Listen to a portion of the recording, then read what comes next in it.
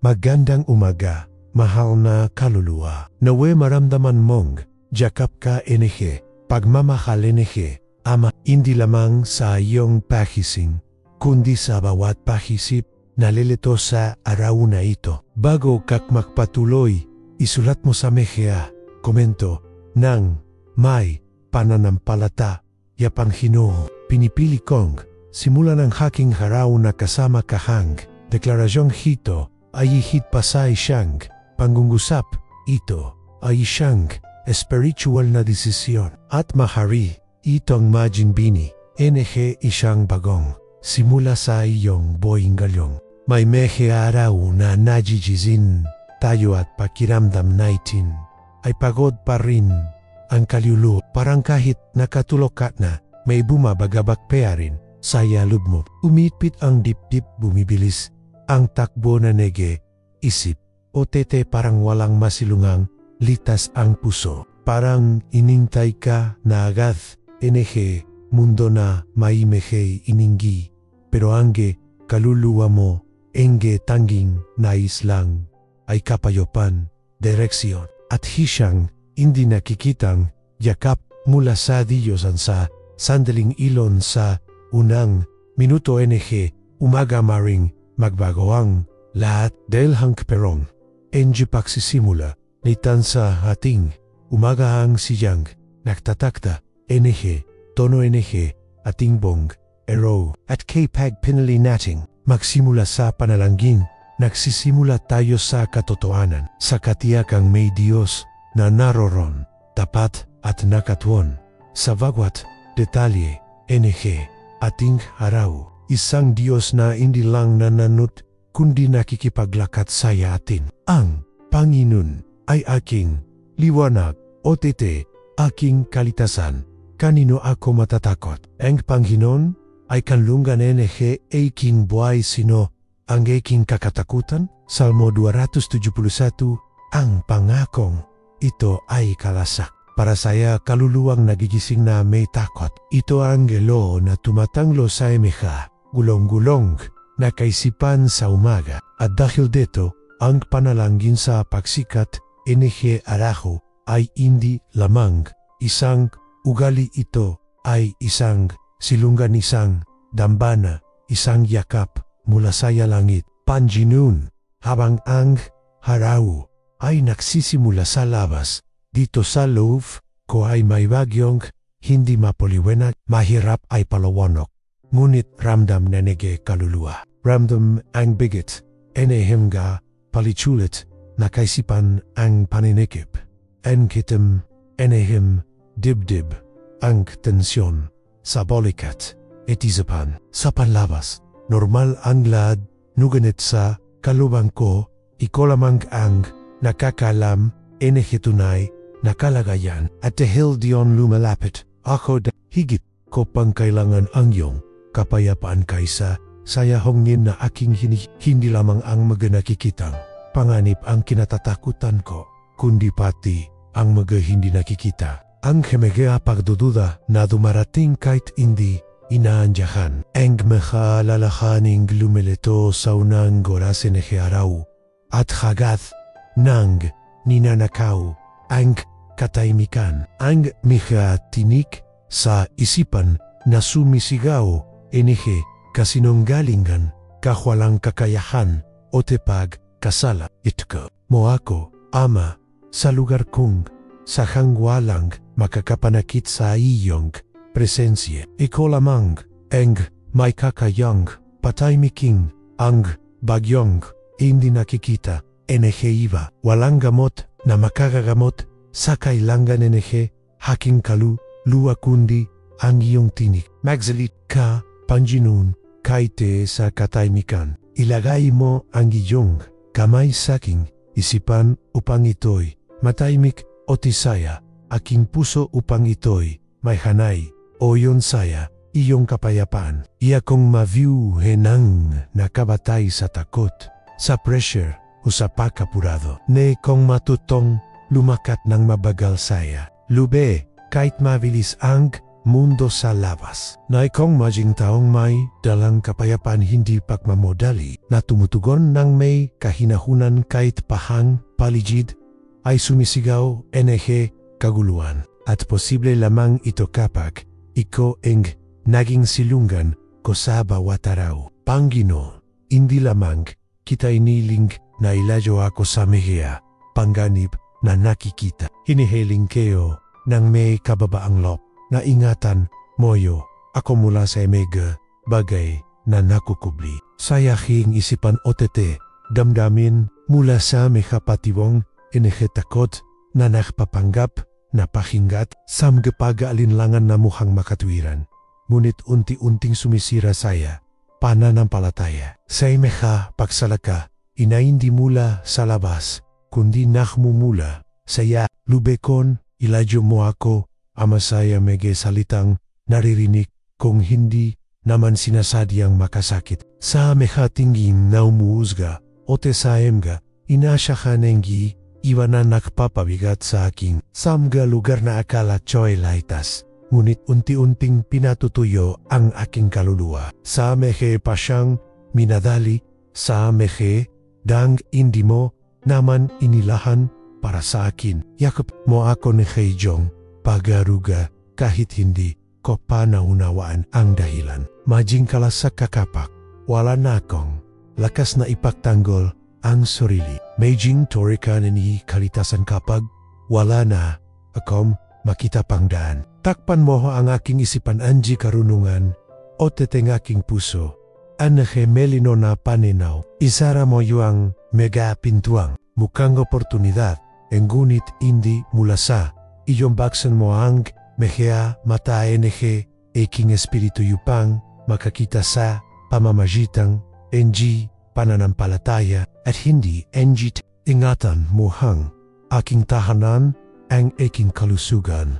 Ang aking MJ inisip at ang aking MJ magtayo ka enehe isang hindi nakikitang pader sa pahitan ko at enehe bawat bitag enehe kaguluhan. Saliuhan moyo ang aking bibig upang hindi ako magsalita ng padalos-dalos o titikong kailangan kong harapin ang anumang labanan ngayon. Naway gawin ko ito ng may katiyakan na ikaw ay nauna. Na sapakat kung iko ang nauna, wala nang puwang para saya kaaway na manaik. Panginoong, ang galon ay binubukas kayo ang aking puso sa iyo, walang itinatago. Hindi ko laging kayang ipaliwanag kung ano ang aking nararamdaman, ngunit kilala mo ang bawat buntong hininga, bawat luwang hindi bumagsak, bawat pagat na hindi ko masabi.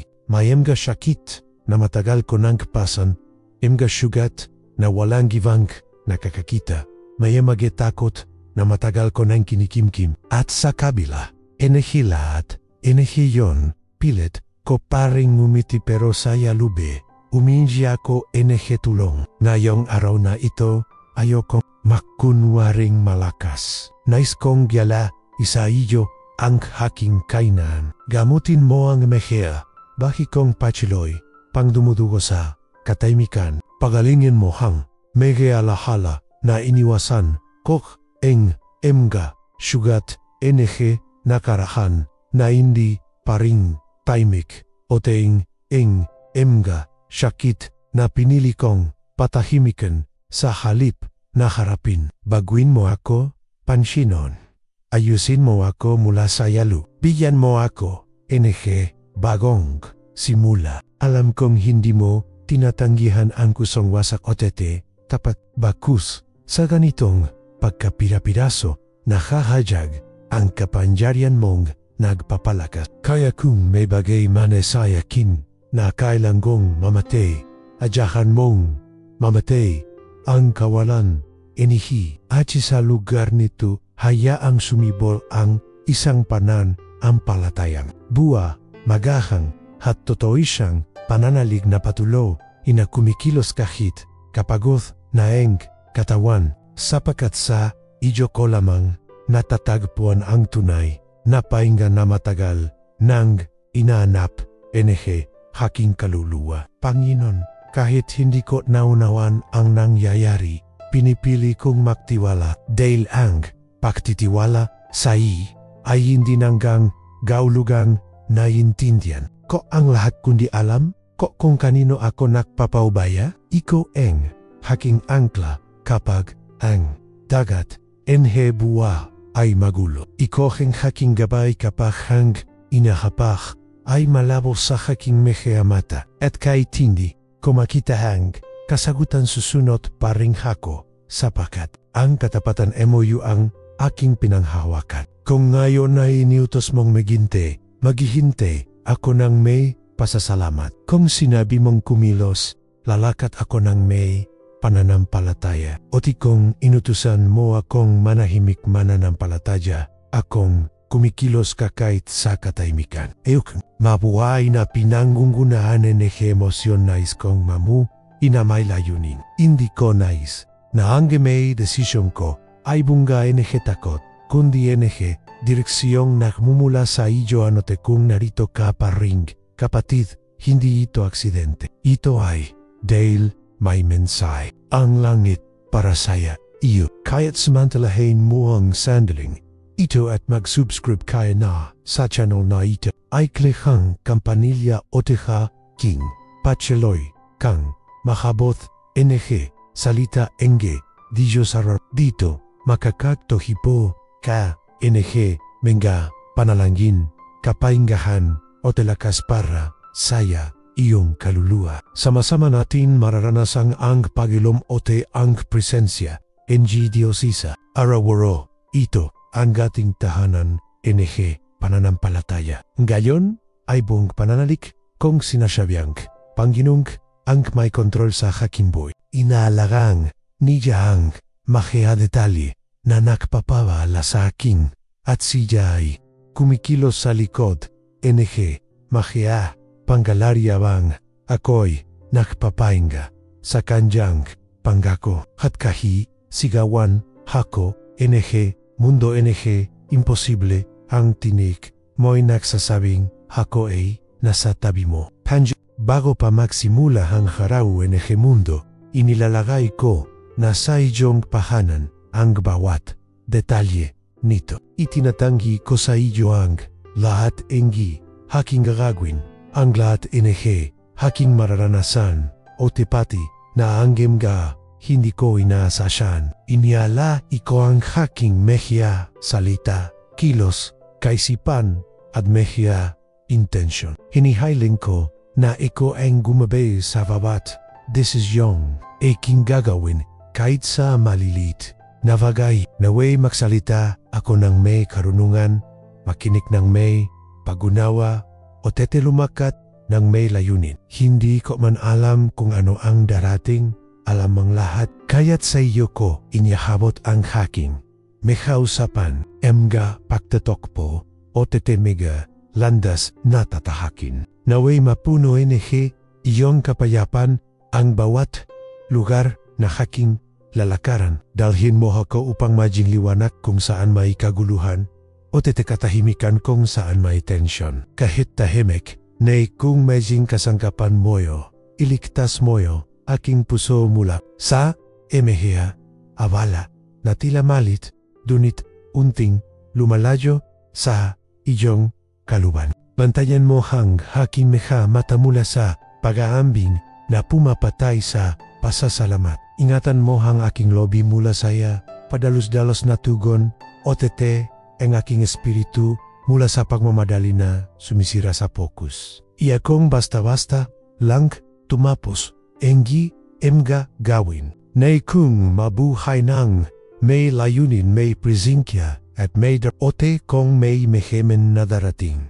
Nayon huwag mo akong adyang lumiko sa kanan o kaliwa. Ipaalala mo sa akin na ang iyong espiritu ay kasama ko. Hoyga kong umasa sa hiking pahisip kundi saya iyong karunungan. O kung kakailanganin kung tumigil upang makinig saya iyo, bigyan mo yo ako tapang upang manahimik. Sapagkat lahat ang iniaalay sa iyo ay nakakaroon layunin kaitang hindi inaasahan. Pangganun sa sandaling ito, hindi lang ako nananalangin para sa aking sarili, kundi para sa lahat. Anggi nangangailangan anggi kaaliwan. Para sa mga nagising na may bigat sa dibdib nuganit, walang lakas, yupeng manalangin. Para sa mga gumiti, sa labas ang guniga, muho na esalub. Para sa mga may pinagdadanang, laban na hindi nila kajang, ikwento kaninumang hachi para usa, imigea matagaw nang, naghintay siyang, tanda mula sa langit, hupang, magpatuloy. Talawin mo, ama, ang emga, nakikipaglaban sa emosyonal na krisis matinding takit, o damdaming tila iniwan. Yakapin mo yung kapayapan, ang mehea na gising, na may sakit, lungkot, o panggungulila. Ipadala mo hang iyong tulong sa emga na walan pananampalataya, o sa hindi na alam kung paano hihingi engi tulong. Hawakan mo ang mahanasa, binggit mahahala ang pasi. Abutin mo iyong yakap ang mehya naniniwalang sila inahiisa. Espiritu Santo, puntaan mo ang mahea lugar na hindi ko kayang marating. Pumasok, kasaya tahanan sa silid na nakasara, sa ospital, sa opisina kung, sa nanjing kibabao, ang katahimikan. Ipuin mo ang emga, pusong wasak. Palakasin mo ang emga, kaluluwang, pagod, at hipan mo pagong, pagasa, ang mehea, damdaming, irap ng, huminga. Gawin mong sandali, panalangin, na ito ang, simula isang tunay, na pakilos lanjet. At kung may nakikinig, o nagbabasa, panalangin, ito na nanggihina, nawe matanggap, niyang galayong, ang kalakasang, nagmumula sa langit. Maramdaman nawa, niya, ang, aplos iyon, presensya parang, banayat, na yakap, sa kanyang, balikat. Mapagtanto niya na hindi siya nag-iisa, na hindi siya kinalimutan. O na may mego pangakong buhay. Kapayapaan o panibagong simula na, inihanday mo para sa kanya. Panginoon, sakit na napakaraming tinig. Turan mo akong, pakinggan lamang, ang giyon dahil, sinusubukan, akong tukulin, mundo batay, sa hakin, ginagawa. Marun, o ipinapakita. Nuganit ang giyong, salita ang, nagpapalala, na ako'y minamahal, mo kahit sa meha haraw na ako, imayna. Ako'y anak mo, iningatan, o titinubos hindi dahil saya, aking galing, kundi dahil saya, iyong biyaya. At ito ang, nais kong, daling galyong, ang katotohanan, iyong pahibig. Baguin mo hang haking, isipang mula sa meha, kasinunggalingang, tinanggap, ko bilang, Toto, biurohin mo ang mehea label na ibinigay sa akin na pilot kong pinasan. Paglingen mo ang mga pahambing na nakpay na sa aking tiwala sa sarili. Palayan mo asyo mula sa guilt na pumipedyo sa pahiging perfeksyonista na nakakapagod o sa labis na pagangat pagtanggap mula sa iba na lumalayo sa haking pagkatao. Nay kong mabuhay, batay sa pagkakakilanlang galing sa iyo at hindi sa takot, nakarahang o pinying iba. Ako'y nilikha na may layunin, tinawag upang mamuhay ng magaan o may kagalakan. Hindi kayo kalanggang habilin ang iyong pagmamahal, sapagkat ito'y dumating na sa akin. Ang kailangan ko lang ay manatili sa iyo, matatag, nagtitiwala, at buing ay pinipili kong tingnan ang sarili gamit ang iyong makiamata. At kung ako'y madopa, hindi ako atulan, paggadapa, kundi iaangat moyo, ako saya iyong kamay. Kung ako'y maligo, hindi mo ako itatakwil hahanapin, mo ako o muling yayakapin. Buong pananampalataya kung ipinahahayak, ako'y minamahal, iningatan, Ote pinalalaya mono te walang ganumang, salitang, taliwasa, iyoang, makakabura sa, sinulat NG Langit, para sa akin. Kung ang panalangin ito ay nakaantik sa iyong kaluluwa, huwag mo itong sarilinin. Maraming tao ang nakahanap, galon, NG, isang salita NG buhay, NG, isang ininga NG pagasa, NG, isang pajala na ang lanjet ay pachaloy na kumikilos para sa kanila. Maring ang iyong patutu ang eksaktong sagot na inintay NG, puso NG, ay isang tao. Kaya isulat mong galon sa mga komento nang may pananampalataya, ang haking kaluluwa ay pinanggangalagan, NG, kapayapang, NG, di Diyos ang hindi, lang ito isang panggungusap, isa itong vining iniahasik mo sa espiritual na mundo. Isa ay itong kilos, NG pananampalataya, NG siyang tahong piniling maniwala, kahit pagod, isang taong nakpahayag, NG kapayapa, haik nasa, jitna, NG kaguluhan. Isang tong nakakaunawa na ang kanyang pananampalataya ay makakaring magbigay lakas sa iba. Bawat salitang isinulat ng may pananampalataya ay maaring maging kagalingan. Bawat kilos NG pag-asa ay maaaring magsolbing ilo sa mga nawawalan NG direksyon. Kapag nakokomento ka, nagbabahagi, o tete, nagpapatoto, ang langhit ay kumikilos o ti mariming gohe, ang nahabot sa paraang hindi mo inaakala. Kanyang kumilos ang Diyos sa NG, simpleng bagay para gumawa dakilang bagay. Kaya't huwag mong hayaang dito na matapos ang panalangin ito. Ipadala mo ito sa isang tahong alam mong nangangailangan, NG kaaliwan. Ibahagi mo ito bilang tanda NG pagmamahal at maging daluyan KNG kapayapaan sa isang mundong puno NG inge o te pagkabalisa. Del kahit isang simpleng amen ay maring maging simula NG kagalingan NG isang tao.